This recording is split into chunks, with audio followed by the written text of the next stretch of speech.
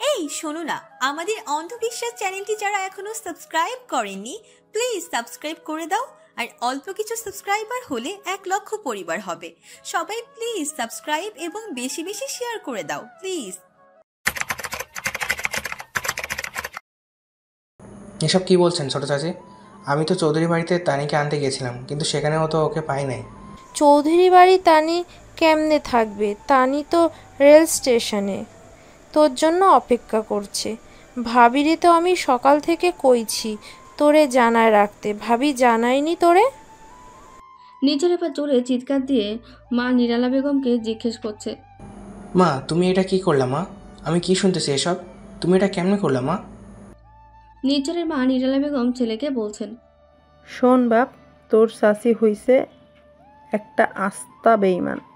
তোর বউ যারা নিছে তাদের ফ্যামিলিতেই অয় মাইয়া বিয়া দিছে। তোর ক্ষতি করার জন্যই তোর চাচি হয়তো আজকে কোনো ফাঁদ পাতছে। মানুষের সব কথাই বিশ্বাস করতে হয় না রে বাপ। তোর এই দাদা বাড়ির কোনো মানুষই আমার ভালো চায় না। তুই তোর চাচির এইসব মিথ্যা কথা বিশ্বাস। মা চুপ করো তুমি, এখন তোমার এসব বলার সময়? এবার নির্ঝর লহরীর মাকে বলছে, চাচি এখনই অনিককে আপনার নাম্বার থেকে কল দেন তো। তানি কোথায় আছে আমি জানতে চাই। লহরীর মা মেয়ের কাছ থেকে নিজের মোবাইল এনে অনিককে কল দিয়ে নির্ঝরের সাথে মোবাইল দেয়। নির্ঝর অনিকের সাথে কথা বলে। অনিক জানায় যে নির্ঝর না যাওয়ায় সে তানিকে নিয়ে নিজ বাড়িতে চলে আসছে। নির্ঝর অনিককে বলে যে সে এখনই তানিকে ফিরিয়ে আনার জন্য অনিকদের বাড়ির উদ্দেশ্যে রওনা করবে। কথা শেষে ফোন কেটে দিয়েছে নির্ঝর, কিন্তু দুর্ভাগ্যবশত নির্ঝরের হাতে টাচ লেগে সে মোবাইলে হোয়াটসঅ্যাপ ওপেন হয়ে যায়। মুহূর্তে নির্ঝরের নজরে আসে অর্ণব লহরীর সেই আই লাভ ইউ চ্যাটিং। আসলে বেখালি লহরী মায়ের হোয়াটসঅ্যাপ নাম্বার থেকেই অর্ণবকে রাতে নক দিয়েছিল। আই লাভ ইউ চ্যাটিং লহরী ঠিকই করতে পেরেছে, কিন্তু ভুলে আর সেটা ডিলিট করতে মনে নেই বেখালি লহরীর। মায়ের মোবাইলটা নিজের কাছে নেওয়ার জন্য লহরীর এখানে এসেই দাঁড়িয়েছিল। নিজের ক্ষণিকের জন্য চোখ রাঙিয়ে লহরীর দিকে তাকিয়েছে। নিজের মা নিরালা বেগম ঘটনা বুঝে ফেলতে পারে এমন ভেবে নির্ঝর এখনই লহরীকে কিছু না বলার সিদ্ধান্ত মনে মনে নিয়ে ফেলেছে। তাছাড়া নির্ঝরকে এখনই বের হয়ে যেতে হবে সুলতানা তানিকে ফিরিয়ে আনতে। নির্ঝর লহরীর মাকে এই ঘটনা বোঝানোর জন্য সে মেসেজ ওপেন রেখেই মোবাইল লহরীর হাতে দেয়। লহরীর মা মেসেজ এক নজর দেখেই মেয়ে লহরীকে ডেকে রুমে নিয়ে যায়। ওইদিকে চরের লোকেরা কোনো কিছু না বুঝেই আক্রমণ করতে আসে অর্ণবদের। কোনো অস্ত্রও নেই আজ অর্ণবদের সাথে। কি করবে এখন অর্ণবরা? চরের লোকেরা তো কুপিয়েই মেরে ফেলবে ওদেরকে। কোনো কথা বলার আগেই আক্রমণ শুরু হয় অর্ণবের ওপর। লহরীর মা মেয়েকে রুমে ডেকে নিয়ে গিয়ে জিজ্ঞেস করে, অর্ণবের সাথে কেন জড়াচ্ছিস মা? লহরী কিছুক্ষণ চুপ করে থাকে, এরপর মাকে উত্তর দেয়, অর্ণব বেআইকে আমার ভালো লেগেছে মা, উনিও আমাকে ভালোবাসে। অর্ণবের অভিজাত সরকারি চাকরি, দায়িত্ববোধ, প্রতিবাদী স্বভাব এবং ব্যক্তিত্ব আমারও পছন্দ হয়েছে রে লহরী। কিন্তু ওদের ফ্যামিলির সাথে আমাদের ফ্যামিলির এই যুদ্ধ শেষ হবার নয়। এইসব জায়গায় সম্পর্ক করা ভুল লহরী। আমাদের পারিবারিক ঝামেলা মিটে যাবে মা, অর্ণব বেআই বলেছে সব ঠিক করে দেবে। এইসব দিবা স্বপ্ন দেখিস না রে লহরী। তাছাড়া অর্ণব তোর বড় বোনের ভাসুর। সমাজ এসব উল্টো সম্পর্ককে নেগেটিভ চোখে দেখে। মা তুমি এসব বলো না তো, আমার খারাপ লাগছে। বড় বোনের ভাসুরকেই আমার ভালো লেগেছে। লহরীর মন বেশ খারাপ হয়ে গেছে। লহরীর মা লায়লা বিলকিসও কথা বাড়াচ্ছে না। শায়রির মৃত্যুর পর থেকে লহরী কিছুটা একরোকা ও এলোমেলো হয়ে গেছে। তাই মা লায়লা বিলকিসও কখনো লহরীকে খুব বেশি আঘাত দিয়ে কথা বলে না। সব কিছু মেয়েকে বুঝিয়ে বলার চেষ্টা করে লহরীর মা। সকালে উঠে লহরী রাশে ভার্সিটির উদ্দেশ্যে চলে যাবে, তাই এখনই মেয়েকে আর বেশি কিছু বলতেও চাচ্ছে না লহরীর মা। তবে মেয়েকে আজ আর তার মোবাইলও রাখতে দেবে না সে। রুম থেকে যাওয়ার সময় মোবাইলটা নিতে চেয়েছে লহরীর মা, কিন্তু লহরী জেদ করে মোবাইল রেখে দিয়েছে। উল্টে লহরীর মাকে এবার হুমকি দিয়ে দিয়েছে, তুমি আমাকে বাধা দিও না মা, আর তুমি যদি এসব কথা বাবাকে জানিয়ে দাও তবে আমিও শায়রি আপুর কাছে চলে যাব। আমাকে তুমি হারিয়ে ফেলবে মা। মেয়ের কথা শুনে লহরীর মা বেশ ভয় পেয়ে গেছে। এই রাতে আর কথা বাড়াতে চায় না সে। রুম থেকে যাওয়ার সময় মেয়েকে বলে গেছে, নিজের ভবিষ্যতের কথা চিন্তা করিস লহরী। আমাদের কথাও একটু ভাবিস। অনেক তানিকে নিয়ে নিজ বাড়িতে চলে এসেছে। এত রাতে একজন পরনারীকে সাথে নিয়ে নিজ বাড়ি ছাড়া আর কোথায় যাবে অনিক? অনেক মাকে বুঝিয়ে বলেছে যে সে রাতে নানাবাড়ির সবাইকে ঘুমের ওষুধ খাইয়েছিল। সবাই ঘুমিয়ে পড়লে সে তানিকে বের করে নিয়ে এসেছে। সেই সাথে মাকে অনেক আরও বলেছে যে পুলিশ অফিসার মামাতো ভাই রিফাত বাড়ি এসেছে। কিছুক্ষণের মধ্যে নির্ঝর এসে যে সুলতানা তানিকে নিয়ে যাবে সেটাও মাকে জানায় অনেক। আর অর্ণবের নানিকে উদ্ধার করতে যাওয়ার ঘটনাটাও মাকে বুঝিয়ে বলেছে অনেক। এরপর অনিক গিয়ে নিজের রুমে শুয়ে পড়ে। অনিকের মা তানিকে তার নিজের সাথে ঘুমাতে নিয়ে যায়। অনেক তানির সূচনা সবাই ক্লান্ত থাকায় খুব তাড়াতাড়ি ঘুমিয়ে পড়ে ওরা। অর্ণবের মা অপেক্ষা করতে থাকে ছেলে অর্ণব এবং মা নূরজাহান চৌধুরী ফিরে আসার জন্য। রিফাত রেল স্টেশন থেকে ফিরে গেছে চৌধুরী বাড়িতে। সেখানে গিয়ে পুরো বাড়ি অন্ধকার থেকে বাড়িতে কোনো বিপদ হয়ে গেছে কিনা এখনই সন্দেহ করছে রিফাত। কেয়ারটেকার দারোয়ান কাউকে ডেকে সজাগ করতে পারছে না রিফাত। শেষে নিজেই জেনারেটর রুমে গিয়ে দেখে জেনারেটর স্টার্ট দিচ্ছে না। রিফাত পুরো বাড়িটা ঘুরে ঘুরে কোনো বিপদ হয়েছে কিনা সেটা বোঝার চেষ্টা করছে। ওইদিকে চাঁদও আর জ্ঞান ফিরেছে। জ্ঞান ফেরার পরেও চাঁদিয়া অপরিচিত পুরুষ লোককে রুমে দেখে কিছুটা ভয় পেয়েছে। সৌরভ অভয় দিয়ে বলেছে যে সে একজন ডাক্তার এবং চোর ডাকাত টাইপের কিছু নন। এ বাড়িতে আসার কারণও কিছুটা বলেছে সৌরভ। সৌরভের ব্যবহার দেখে চাঁদোয়া বিশ্বাস করেছে সৌরভকে। ওইদিকে পুরো বাড়ি ঘুরে এবার রিফাত চলে এসেছে চাঁদোয়ার রুমের কাছে। রুমের দরজা খোলাই ছিল। সৌরভ চাঁদোয়ার টেবিল থেকে একটি কাগজ নিয়ে প্রেসক্রিপশন লিখে দেবে। চাঁদোয়ার দিকে কিছুটা ঝুঁকে কপালে হাত দিয়ে শেষবারের মতো তাপমাত্রা চেক করছিল সৌরভ। ওই মুহূর্তেই রিফাত দেখে ফেলে চাঁদোয়ার রুমে থাকা এই পুরুষকে। রিফাত এটাও খেয়াল করে যে তানি রুমে নেই। যাই হোক, চাঁদোয়ার রাকিবের বোন হওয়ায় রিফাত প্রথমেই নিজে কিছু বলে না। এক দৌড়ে রাকিবের রুমে চলে যায় রিফাত। ঘুমন্ত রাকিবের চোখ মুখে পানি ঢেলে দেয় রিফাত। রাকিব এর মধ্যে চোখ খুলে তাকায়। রিফাত বলে ওঠে, তানিকে চাঁদোয়ার রুমে দেখা যাচ্ছে না, কিন্তু সেখানে একজন পুরুষ লোক চাঁদোয়ারের সাথে কিছু একটা করার চেষ্টা করছে। এমন দুটো দুর্ঘটনার কথা শুনে ঘুমন্ত রাকিব লাফ দিয়ে ওঠে। ঘুমন্ত অবস্থায় নিচ্ছরের এ বাড়িতে আসার কথা মনে পড়ে যায় রাকিবের। এবার রিফাত রাকিব দুজনেই দৌড়ে আসে চাঁদোয়ার রুমে। সৌরভ তখন প্রেসক্রিপশনে লিখে ফেলেছিল প্রায়, কিন্তু রাকিব রিফাত দুই ভাই এসে সৌরভকে ইচ্ছে মতো মার শুরু করে। চাঁদোয়া ভাইদের কেঁদে কেঁদে বলে, ভাইয়া, উনি একজন ডক্টর, আমার কোনো ক্ষতি করেনি এই ডক্টর সাহেব, উল্টো উনি আমাকে সাহায্য করেছে। রাকিব চাঁদোয়াকে বলেছে, জ্বরের ঘরে উল্টাপাল্টা কথা বলছিস তুই? তোর সাথে কি হচ্ছিল সেটা জ্বরের ঘরে তুই কিছুই বুঝতে পারিস না। হ্যাঁ, চাঁদোয়া হাজার চেষ্টা করেও ডাক্তার সৌরভকে ভাইদের মার থেকে রক্ষা করতে পারেনি। রিফাত রাকিব সৌরভকে নিয়ে বের হয়ে যায়। চাঁদোয়া পেছনে পেছনে কান্না করতে করতে আসছিল। রাকিব ধাক্কা দিয়ে চাঁদোয়াকে রুমে ঢুকিয়ে বাইরে থেকে দরজা লাগিয়ে দেয়। সৌরভকে বেঁধে রাখার জন্য নিয়ে যায়। উদ্দেশ্য ছিল সৌরভকে বেঁধে রেখে স্থানীয় থানায় ফোন দেবে, পুলিশকে জানাবে যে মধ্যরাতে চৌধুরী বাড়িতে ঢুকে নারীর শ্লীলতাহানির চেষ্টা করেছে সৌরভ। কিন্তু স্থানীয় থানায় ফোন দেওয়ার আগেই এক গুরুত্বপূর্ণ ফোন আসে রিফাতের নম্বরে। রিফাত রাকিব সৌরভকে বেঁধে রেখে সে বিষয় নিয়ে ব্যস্ত হয়ে যায়। চৌধুরী বাড়ির লোকদের নিঝড়ের মার থেকে রক্ষা করেছিল ডাক্তার সৌরভ, কিন্তু দুর্ভাগ্য সৌরভের, নিজেকে আজ মার খেয়ে বন্দী হতে হলো তার। ওইদিকে মসজিদের মাইকে নিজেদেরকে ডাকাত ঘোষিত হওয়ায় কথা শুনে অর্ণব তার শার্ট প্যান্ট পরা সিপাহীকে স্পিড বোটে গিয়ে বসে থাকতে বলে। সেই সাথে অন্যদেরকেও বলে স্পিড বোটে চলে যাওয়ার জন্য। শুধু যে স্টাফ এই চর এলাকায় ভালো করে চেনে গিয়েছিল অর্ণব তাকে রেখে দিয়েছে। অর্ণব এবার স্টাফকে বলেছে, এই এলাকার মসজিদে কোনো দিক দিয়ে যেতে হয়, পাহারাদার যে পথে মসজিদে গেছে তার উল্টো পথে আমাকে মসজিদে নিয়ে যাও। স্টাফ বাগানের ভেতর দিয়ে উল্টো পথে অর্ণবকে মসজিদে নিয়ে যাচ্ছিল। পাহারাদার ততক্ষণে ঘোষণা দিয়ে মসজিদ থেকে বের হয়ে গেছে। বাগানের পাশের চরের রাস্তাগুলো দিয়ে মানুষজন দৌড়াদৌড়ি করে শেখদের শেখ ঘরে যাচ্ছিল। আর স্টাফ নিয়ে অর্ণব যাচ্ছিল বাগানের ভেতর দিয়ে। অর্ণব মসজিদে গিয়ে মাইকে ঘোষণা দেয়, আপনারা সবাই ভুল বুঝছেন, আমরা ডাকাত নই, আমরা সরকারি লোক। বিশেষ প্রয়োজনে আজ আমরা এখানে এসেছি। আপনারা শেখদের ঘরের সামনে থাকুন, আমি এসে আপনাদের সাথে কথা বলবো। অর্ণব ফিরে এসে থেকে সবাই শেখদের ঘরের সামনে অপেক্ষা করছে।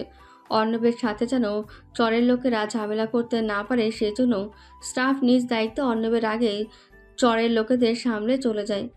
স্টাফ এগিয়ে গিয়ে চরের লোকদের উদ্দেশ্যে বলে, আমি নিজেই এই উপজেলারই লোক। আজকে আমাদের স্যার আসছে, আমি নিজেই স্যারকে নিয়ে আসতেছি। স্যার অনেক বড় বিসিএস অফিসার, কাস্টমারের সহকারী কমিশনার। চরের কয়েকজন লোক সেই স্টাফের উদ্দেশ্যে বলে ওঠে। ভাই, এই রান্নে কি কইলেন? অফিসারের নাম আবার কমিশনার ওইব কেন? স্টাফ কিছু বলার আগে চরের আরও কয়েকজন লোক স্টাফকে বলে ওঠে। আরে হ্যাঁ কইতাছি, তার স্যারে সহকারী কমিশনার। সহকারী তো সহকারী, সহকারী আবার অফিসার হইব কেমনে? এবার চরের বাকি কয়েকজন লোক অর্ণবের স্টাফকে বলে দিয়েছে। শোনেন ভাই, আপনি কিন্তু কইছেন আমনের স্যারে কাস্টম অফিসার। এমন অফিসারের নাম তো আমরা জীবনে শুনি নাই। এমন কোনো অফিসারই থাকতে পারে না। এই দেশে অফিসার আইলো খালি 3টা, ম্যাজিস্ট্রেট, পুলিশের দারোগা আর মিলিটারি মেজর। এই 3 অফিসারের নামই আমরা বেকার মানুষেই শুনছি। এই 3টা ছাড়া আর কোনো অফিসারই নাই দেশে। চরের লোকদের কথা শুনে অর্ণব মনে মনে ভাবছে এরা এখনও জানাশোনায় অনেক পিছিয়ে আছে। চরের এসব অশিক্ষিত মানুষ ম্যাজিস্ট্রেটের ডিপার্টমেন্টের যে আরও অনেক বড় পদমর্যাদার অফিসার আছে সেটা বোঝে না। পুলিশ ডিপার্টমেন্টে যে কত বড় বড় অফিসার আছে সেটাও জানে না। আবার আর্মিতে যে মেজরের ওপরে আরও অনেক বড় অফিসার আছে সেটাও এদের নলেজে নেই। সেক্ষেত্রে বিসিএস কাস্টমস অফিসার যে কত বড় অফিসার সেটা সারা জীবন ধরে এদেরকে বোঝালেও এরা বুঝবে না। অর্ণবের স্টাফ তার নিজের সরকারি আইডি কার্ড দেখিয়েছে, কিন্তু চরের লোকেরা আইডি কার্ড মানছে না। ওরা বলছে, আইডি কার্ড তো স্কুলের পোলাপান্ডেও থাকে, এইটা একটা সরকারি জিনিস হইল। অন্য ভাবছে তার ইউনিফর্ম ছবি থাকলে আজ কাজে লাগতো, কিন্তু সিপাহীকে স্পিড বোর্ড থেকে ভেজা ইউনিফর্ম পরে আসতে বলাও যাবে না, কারণ কাস্টমসের সিপাহীর ইউনিফর্ম কিছুটা সাদাটে অফ হোয়াইট কালারের। চরের লোকেরা এই কালারের ইউনিফর্ম মানতে নাও পারে। আবার অর্ণবের নিজের ক্ষেত্রেও ঝামেলা। কাস্টমসে বিসিএস অফিসারদের নির্দিষ্ট কোনো ইউনিফর্ম থাকে না, নন ক্যাডারের অফিসারদের ইউনিফর্ম থাকে। অর্ণব যেহেতু বিসিএস অফিসার, তার যেহেতু ইউনিফর্ম থাকার কথাও নয়। চাকরির শুরুতে চট্টগ্রাম কাস্টমস একাডেমিতে ট্রেনিং চলাকালে কিছুদিনের জন্য এক ধরনের ইউনিফর্ম পরেছিল অর্ণব। যাই হোক, অর্ণব ক্ষণিকের জন্য চিন্তা করে মোবাইলে গ্যালারি ওপেন করেছে। চট্টগ্রাম কাস্টম একাডেমিতে ট্রেনিং চলাকালে ইউনিফর্ম পরে যেসব ছবি তুলেছিল সেখান থেকে কিছু ছবি চরের লোকদের দেখিয়েছে। চরের লোকেরা অর্ণবকে কিছুটা বিশ্বাস করেছে, কিন্তু পুরোপুরি বিশ্বাস করেনি। অর্ণবের বর্তমান পোস্টিং হচ্ছে কাস্টমস গোয়েন্দায়, তাই অর্ণব এবার কাস্টম গোয়েন্দার জ্যাকেট পরা সরকারি অভিযানের ছবি বের করেছে। চরের লোকদের দেখেছে সেই সব ছবি। কাস্টমস গোয়েন্দার জ্যাকেটের লেখাও আছে কাস্টমস গোয়েন্দা পরিচয়টা। ওরা কাস্টমস ব্যাপারটা না বুঝলেও গোয়েন্দা লেখা জিনিসটা বুঝতে পেরেছে, কারণ ওদের মধ্যে কেউ কেউ পড়াশোনা সামান্য কিছু করেছে, কিন্তু সরকারি চাকরির এত সব হিসাব নিকাশ ওরা বোঝে না। তবে গোয়েন্দা যে একটা বড় ব্যাপার এটা ঠিকই চরের লোকেরা বুঝতে পেরেছে। এতক্ষণ পরে চরের মানুষ বিশ্বাস করেছে যে অর্ণব একজন অফিসার। চরের লোকেরা এবার খুবই আগ্রহের সাথে অর্ণবকে বলছে, স্যার, আন্নে এনে কি কামে আইছেন? আমাগরে খালি আন্নে কয়ে ফেলান, আমরা আন্নের সব কাম কইরা দিমু। অর্ণব বলছে, এই ঘরে আমার নানি আছে, নানিকে নিয়ে যাব আমি। চরের মানুষ মুহূর্তের মতোই মত পরিবর্তন করে অর্ণবকে বলে দিয়েছে, না না না না, এই কামটা করতে দাউন যাইব না। এই বড়োর শেখের বুইরা থোয়া গেছে, তারে আমরা নিতে দিব না। আমরা আমাকে জান দিতে রাজি আছি, কিন্তু শেখেকে লইকা বেইমানি করতে আমরা রাজি না। দুনিয়ার কারো কাছে নিঝড়ের নতুন নাম্বার না থাকলেও চরের পাহারাদারের কাছে ঠিকই আছে। নিঝড় বুড়ির ব্যাপারে সব কিছু জানতে পাহারাদারদের কাছে নিজের গোপন নাম্বার দিয়ে দিয়েছে। পাহারাদার নিঝড়কে সাথে সাথে কল দিয়ে দিয়েছে, কিন্তু নিঝড় তো গাড়ি নিয়ে বের হয়েছে বউ আনতে। নিঝড়ের বন্ধু চালাচ্ছিল গাড়ি। নিঝড় ফোন সাইলেন্ট করে গাড়ির সিটেই হেলান দিয়ে ঘুমাচ্ছিল তখন। নিঝড়ের এই নাম্বার খুব বেশি মানুষ জানতো না, তাই এত রাতে কেউ কল দেবে না ভেবেই ফোন সাইলেন্ট করে গাড়িতে নিশ্চিন্তে ঘুমিয়েছিল নির্ঝর। পাহারাদারের ফোন রিসিভ করা হয়নি নির্ঝরের।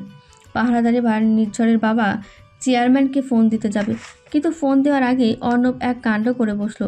ফোনের গ্যালারিতে ঢুকে অনিকের বিয়ের দিনের ছবি বের করছে অর্ণব। সেদিন সূচনার বাবা সবুজ শেখ এবং চেয়ারম্যান হাবিব শেখের সাথে শেখ বাড়িতে ছবি তুলেছিল অর্ণব। সেই ছবি দেখিয়ে অর্ণব এবার চরের মানুষদের বলছে, এই যে দেখুন, শেখের আমার আত্মীয় শেখ নির্ঝর আজ বড় বিপদে আছে। বিপদে পড়ে এ ঘরের চাবিও নাকি হারিয়ে ফেলছে। বুড়িকে এখান থেকে শেখ বাড়িতে নিয়ে যাওয়ার জন্য আমি নির্ঝরের পক্ষ থেকে এসেছি। নির্ঝর যে বিপদে আছে এটা চরের লোকেরা জানে, আর শেখ বাড়িতে শেখদের সাথে অর্ণবের ছবি দেখে এবার চরের লোকেরা অর্ণবকে বিশ্বাস করেছে। অর্ণবও ঘরের তালা খুলে নানিকে নিয়ে স্পিড বোটে চলে এসেছে। নদীর ওপারে লহরীদের উপজেলা সদরে অর্ণবের গাড়ি রেডি করা ছিল। লহরীদের উপজেলা থেকে সড়ক পথে অর্ণবদের জেলায় যাওয়ার রাস্তাটা ঘোরানো। পুরো 3 ঘন্টার বেশি সময় লাগে একবারে যেতে। অর্ণব স্পিড বোটে উঠে চালককে জিজ্ঞেস করছে, ভাই, স্পিড বোটে করে নৌপথে আমাদের জেলায় যেতে কতক্ষণ লাগবে? চালক জানিয়েছে, স্যার, নদীপথে দূরত্ব খুব কম, ঝামেলাও কম। স্পিডবোট যেতে 25-30 মিনিটের বেশি সময় লাগবে না। অর্ণব ড্রাইভারকে ফোন করে ফিরে যেতে বলেছে। নানিকে নিয়ে নিজে স্পিড বোটে রওনা করেছে, কারণ চরের লোকজন যে কোনোভাবে শেখ বাড়িতে ঘটনা জানিয়ে দিতে পারে। সেক্ষেত্রে সড়ক পথে আসলে যে কোনো স্থানে নির্ঝরের লোকেরা আক্রমণ করে নানিকে রেখে দিতে পারত। তাছাড়া এই এলাকায় শেখদের ক্ষমতাও বেশি। এদিকে চৌধুরী বাড়ি থেকে 2টো স্পিড বোট নিয়ে নির্ঝর রাতে ফিরে এসেছিল। এবার বউ আনতে অর্ণবদের বাড়ি যাওয়ার জন্য নির্ঝর স্পিড বোট চালককে ফোন দিয়েছিল, কিন্তু নির্ঝর ফোন নিয়ে একজন চালকের ফোন বন্ধ পায়। আরেকজন স্পিড বোট চালকের ফোনে কল ঢুকলেও সে রিসিভ করেনি, হয়তো ফোন সাইলেন্ট করে রেখেছিল। নির্ঝরের সাথে রাতের ট্রিপ দিয়ে স্পিড বোট চালকেরা হয়তো ক্লান্ত হয়ে গিয়েছিল। তাছাড়া এখন গভীর রাত, তাই হয়তো ফোন সাইলেন্ট করে সুইচ অফ করে স্পিড বোট চালকেরা ঘুমাচ্ছে। স্পিড বোট চালকদের না পেয়ে এবার আর নির্ঝর নৌপথে যেতে পারেনি। নির্ঝর যাচ্ছে সড়ক পথে। অর্ণবের 15-20 মিনিট আগে নির্ঝর গাড়ি নিয়ে বের হয়েছে, কিন্তু অর্ণবের যেখানে নিজ এলাকায় যেতে 25-30 মিনিট লাগবে, নির্ঝরের সেখানে অর্ণবের এলাকায় যেতে 3 ঘন্টা লাগবে। অর্ণব চলে এসেছে নানিকে নিয়ে। মাকে ফিরে পেয়ে অর্ণবের মা মাহমুদা পারভিন খুশিতে কেঁদে যাচ্ছে। নির্ঝরের বউ বাড়িতে নিয়ে আসার কথা অর্ণবকে ফোন করে জানিয়েছিল অনিক।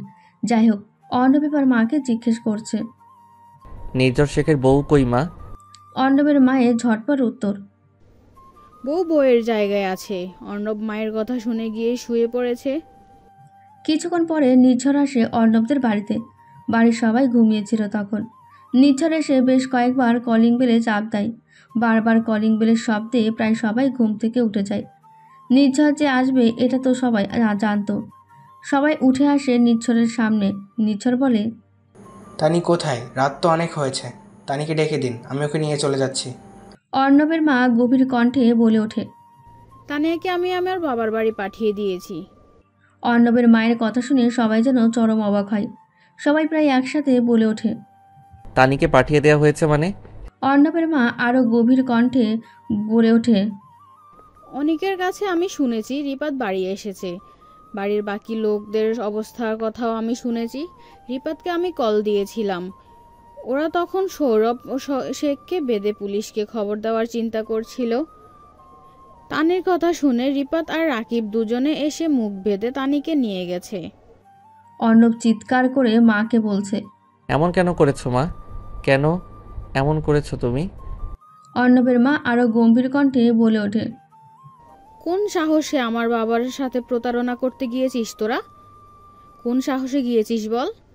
কাল সকালবেলা ঘুম থেকে উঠে যখন আমার বাবা বলতো ও সে সুলতানা তানি নেই, তখন আমার বাবার মৃত্যুর ঘটনাও ঘটতে পারত। হার্ট অ্যাটাক বা স্ট্রোক করে বসতো আমার বাবা। মেয়ে হয়ে বাবার মৃত্যুর আয়োজন আমি কিভাবে করি বল? অর্ণব বলেছে, তুমি কাজটা ঠিক করোনি মা। অর্ণবের মা কেঁদে কেঁদে বলছে, যখন 2 ছেলে নিয়ে বিধবা হয়েছিলাম তখন আমার বাবাই আমাকে এই সমাজে টিকিয়ে রেখেছিল, তোদেরকে সম্মানের সাথে বাঁচার সুযোগ করে দিয়েছিল। আমার বাবা কিভাবে ভুলে গেলি তোরা সব কিছু? কেন প্রতারণা করলি আমার বাবার সাথে? তোরা মৃত্যুর আয়োজন করছিস আমার বাবার। তোদেরকে পেটে ধরেছি আজ এটা ভাবতেও আমার ঘৃণা হচ্ছে। শ্বশুরবাড়ির জন্য মায়ের সাথে প্রতারণা, ছি ছি। নির্ঝর প্রচণ্ড হতাশ হয়েছে অর্ণবের মায়ের কাজে। নির্ঝরের জীবনে এমনিতেই ঝোড়ো হাওয়া বয়ে যাচ্ছে, তার উপর আজ এমন একটা ঘটনা ঘটল। নির্ঝর যেন আর নিজেকে নিয়ন্ত্রণ করতে পারছে না। নির্ঝর ভীষণ হতাশা সুরে ভগ্নিপতি অনিককে বলছে, তোমার মা কাজটা ঠিক করেনি অনেক। অর্ণব নির্ঝরকে কিছু বুঝিয়ে বলতে যাচ্ছিল, তার আগেই অনিক বলে ওঠে, নির্ঝর ভাই, আমার মায়ের থেকে আপনার মায়েরই দোষ বেশি ছিল। আপনার মা আপনাকে বউ আনতে আসার কথা জানলে আপনি রেল স্টেশন থেকেই বউ নিয়ে যেতে পারতেন। আপনি রেল স্টেশনে আসলে বউ আমাদের বাড়ি আনতে হতো না, আর এমন ঘটনাও আজ ঘটতো না। নির্ঝর এবার চিৎকার দিয়ে অনিককে বলছে, তুমি দেখি তোমার মার সাপোর্ট করছো অনেক। মায়ের অন্যায়কে কেন সাপোর্ট করছো অনেক? তার মানে তোমরা ষড়যন্ত্র করে এমন করেছো? আমার মায়ের কথা ঠিক ছিল যে আমার জন্য ফাঁদ পেতে রাখা হয়েছিল? অনিক নির্ঝরকে বলছে, ফাঁদ পেতে রাখা হয়েছিল মানে? নির্ঝর চরম ক্রোধের সাথে অনিককে বলছে, হয়তো তোমার শাশুড়ি তোমাকে জানিয়ে দিয়েছিল, নয়তো অর্ণব সাহেব তোমার প্রেমিকাকে জানিয়ে দিয়েছিল যে আজ রাতে আমি বাড়ি ফিরিনি। রাতে বাড়ি ফিরিনি বলে ওরা সম্ভবত তোমাদেরকে এটাও জানিয়েছিল যে আজই আমি চৌধুরী বাড়ি আক্রমণ করব। আর জেনে শুনে তুমি আমার স্ত্রীকে চৌধুরী বাড়ি থেকে সরিয়ে রেখেছিলে।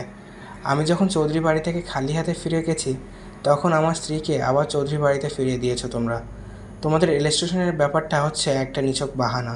আর অর্ণব সাহেব এলাকায় আমার অনুপস্থিতির কথা জেনে গিয়েই নানিকে নিয়ে এসেছে। এসব কি বলছেন নির্জন ভাই? নির্ঝর অনিককে বলছে, তোমরা বেইমানি করেছো আমার সাথে। তোমার নানিকে আজ আমি আবারও নিয়ে যাচ্ছি। নির্ঝর নূরজাহান চৌধুরীর কাছে আসতেই বুড়ি বৃদ্ধাঙ্গুল দেখিয়ে নির্ঝরকে বলছে, কোনো লাভ নাই, তোমার ফুফাতো ভাই এখন আমাদের চৌধুরী বাড়িতে আসে। ফুফাতো ভাইকে মুক্ত করার চিন্তা করলেও আজ তোমাকে খালি হাতে ফেরত যেতে হবে শেখ সাহেব। নির্ঝর চুপ হয়ে গেছে। নির্ঝর ভাবছে, সৌরভকে তো আমি নিয়ে এসেছিলাম, আমার ভুলে সৌরভ কেন কষ্ট পাবে। নির্ঝর মনে মনে ভাবছে আজ আর কাউকে নেওয়া যাবে না। কিছুক্ষণ চুপ থেকে নির্ঝর অনিককে বলেছে, আগে শত্রুতা ছিল চৌধুরী বাড়ির সাথে, আজ থেকে তোমাদের বাড়ির সাথে শত্রুতা শুরু হলো। প্রতিশোধ নিতে আমি কাউকে ছাড়বো না। মনে রাখো অনিক, আমার চাচা তার মেয়েদের থেকে আমাকে কোনো অংশে কম ভালোবাসে না। আমার থেকেও বেশি কষ্ট আমি তোমাদেরকে দেব। নির্ঝর চলে গেছে। নির্ঝর চলে যাওয়ার পরে অর্ণবের মায়ের নাম্বারে বড় ভাই police officer Shamim Chowdhury phone দেয়। শামীম চৌধুরী আজ রাতে চৌধুরী বাড়িতে ছিলেন না, উনি নিজের কর্মস্থলে ছিলেন। সেখান থেকে তিনি ফোন দিয়েছেন অর্ণবের মা মাহমুদা পারভিনকে। অর্ণবের মা ফোন রিসিভ করে হ্যালো বলতেই ভাই শামীম চৌধুরী বলে ওঠে, আমার ভাগ্নেরা কিভাবে পারলো নানা বাড়ির সাথে বেইমানি করতে? 2 দিনের শ্বশুর বাড়ি আজ নানা বাড়ির চেয়ে আপন হয়ে গেল। একজন ভাগ্নে না হয়ে বিয়ে করে শ্বশুর বাড়ির পক্ষে গেছে, আরেকজন তো বিয়ের আগেই শ্বশুর বাড়ির পক্ষ নিয়েছে। আজ থেকে যে বেইমানি, যে শত্রুতা তোর ছেলেরা শুরু করেছে, এর কোনো ক্ষমা নেই মাহমুদা। এখন থেকে চৌধুরী বাড়ির চিরশত্রু তোর ছেলেরা। অর্ণবের মা ভাইয়ের কথায় উত্তরে আজ কিছুই বলেনি। নিজের নানা বাড়ির শেখ বাড়ির সবার সাথে শত্রুতা শুরু হয়েছে বলে অর্ণব মন খারাপ করে রুমে চলে এসেছে। রুমে এসে শুয়ে শুয়ে লহরীর উদ্দেশ্যে টেক্সট দিয়েছে লহরীর মায়ের নাম্বারে। সজাগ আছেন ম্যাডাম? লহরী এবার বেশ সাহসী হয়ে গেছে, সাথে সাথে ফোন দিয়ে বসেছে অর্ণবকে। অর্ণব ফোন ব্যাক করেছে। লহরী রিসিভ করে হ্যালো বলতেই অর্ণব বলেছে, একটা দুঃসংবাদ দিতে ফোন দিয়েছি। কি হয়েছে? তোমার চাচি আর আমার মায়ের কারণে নির্ঝর শেখের বউ ফেরত দিতে পারিনি। তোমার ভাই নির্ঝর প্রতিশোধ নেওয়ার হুমকি দিয়ে গেছে। আমার তো ভয় হচ্ছে তোমাকে নিয়ে। আপনি কোনো ভয় পাবেন না, আমি ঠিক আছি। ঠিক থেকো এইভাবেই। আমার কিছু ভালো লাগছে না আজ। আমারও মন খারাপ, জানেন আজ আমি ধরা খেয়ে গেছি। তারপর মা আমাকে বোঝাতে এসেছিল, আমি মাকে বলেছি আমি প্রয়োজনে মরে গিয়ে শায়রির কাছে চলে যাব, তারপরেও আপনার ব্যাপারে বাড়াবাড়ি করতে দিব না। মা আর কোনো প্রতিবাদ করেনি। এত ভালোবাসে তুমি আমাকে, আমার জন্য মৃত্যু ভয়ও দেখাতে পারো। অবশ্যই আপনাকে আমি আমার জীবনের চেয়েও বেশি ভালোবাসি। সত্যি? কিন্তু আজ আমার ভয় হচ্ছে, তোমাকে হারানোর ভয় হচ্ছে। তোমার ভাই আজ আমাদের দুবেইকে কষ্ট দেওয়ার হুমকি দিয়ে গেছে। পারবে না, নির্ঝর ভাইয়া তার ভালোবাসার জন্য যুদ্ধ করে যাচ্ছে, আমি কেন পারবো না? আমাকে ফ্যামিলি থেকে কেউ কিছু বললেই নির্ঝর ভাইয়ার উদাহরণ দিয়ে দিব। এই তো বুদ্ধি আছে আমার ম্যাডামের। I love you madam. I love you too. Madam আজ প্রেম করার মুডে নেই, আপনাকে একটা প্রশ্ন করতে পারি? জি করুন। আপনার চাচি কেন নির্ঝরকে বলল না রেল স্টেশনে আসার কথা? চাচির সাথে কি ঝামেলা আছে আপনাদের? দেখেন বেআই সাহেব, আমাদের পারিবারিক ব্যাপারে মোটেও নাক গলাবেন না আপনি। আমাদের ব্যাপার আমাদের মাঝেই রাখতে দিন। আপনার ফ্যামিলির সব কথাই আমাকে জানাবেন ম্যাডাম, কারণ আমি আপনার বোন শায়রির খুনিকে বের করতে চাই। সেক্ষেত্রে সব কিছু জানতে হবে আমার। আপনি কিন্তু আমায় কথা দিয়ে আটকে দিচ্ছেন বেআই সাহেব। আরও আটকে দেবো আমার বেআইনকে? এই বেআইকে এড়াইতেই পারবে না। এখন বলুন চাচির সাথে কি সমস্যা আপনাদের? আসলে চাচি আমার বাবা চাচা দুজনেরই জীবন নষ্ট করেছে আমার চাচি। নিয়মিত ভালোবাসার গল্প শুনতে এবং পড়তে আমাদের অন্ধবিশ্বাস চ্যানেলটি সাবস্ক্রাইব করে পাশে থাকা বেল আইকনটি ক্লিক করুন। ধন্যবাদ সবাইকে।